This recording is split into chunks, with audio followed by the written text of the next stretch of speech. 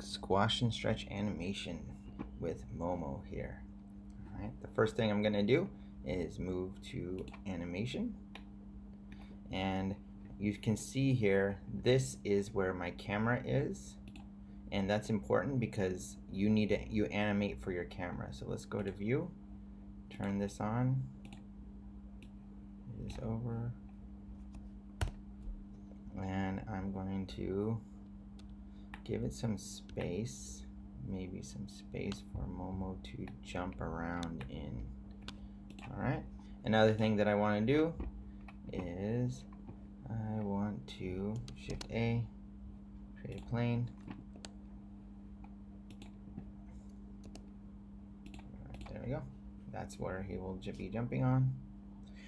And if you want, you can take this plane and you can make it so that you cannot touch it.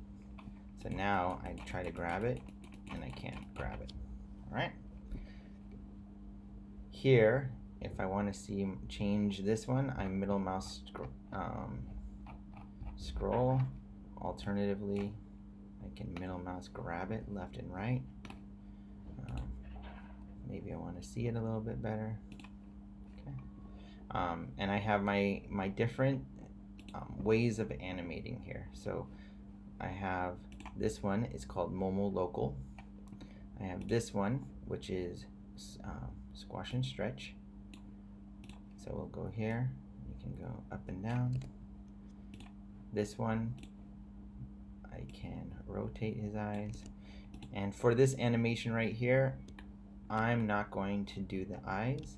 I'm just going to show how we might do a quick jump. This is a quick tutorial. So the first thing I'm going to do is I'm going to grab the local right here, and in this section right here, we're going to have to keyframe the location. All right, and I want this animation to be like 70 frames long. I'm gonna make it so that it's 70 frames here. Okay, and on frame 10, he's just gonna start off just still for a second, and I'm going to set some keyframes right there. You're gonna see these keyframes right here. This is the dope sheet. We can also use the graph editor. That's something I can do in a more advanced tutorial. The next thing I'm going to do is I'm going to move it forward about, let's say, frame 30. So this jump is going to take 20 frames. All right, and the only thing that I want to animate at this point is the Y. He's just jumping forward. Now you're going to notice there's no keyframe here, so I'm going to go here. I'm going to put a keyframe right there. So location Y has a keyframe. It's going to move here. All right. The next thing I'm going to do is I have a keyframe for the Z location. So he's going to, about frame 20, he's going to be high up. So I'm going to go here, I'm going to pull him up, and this is why I want to look in this screen right here, because this is, I don't want him to go off frame. And again, this doesn't keyframe automatically, so I'm going to go here. So now I have this, and he doesn't go down. I'm just going to press 0 because that's the ground, and I have to remember to keyframe. This is the biggest thing, remembering to keyframe. So there it is. He's got this jump, and it feels about as dead as possible. You know what? I actually want this animation to be 40 frames long. I don't need it any longer than that. Okay? So I'm just going to go here. Okay. Now, with my Z location, I'm going to do a few things. Here, I can keyframe, handle keyframe. So I'm going to do aligned, and what that does is that kind of slows down. It starts off, we can make it sharp as he jumps up. It kind of slows down as he's like hitting the apex of his jump, and he hits sharp. All right, so this one is can align, and this one right here, I'm gonna do vector, handle type vector, and what that's gonna do, and then right here, handle type vector. And what that's gonna do is it's sharp jump up, slow down a bit, and then sharp landing. Okay. But we need a little bit of squash and stretch.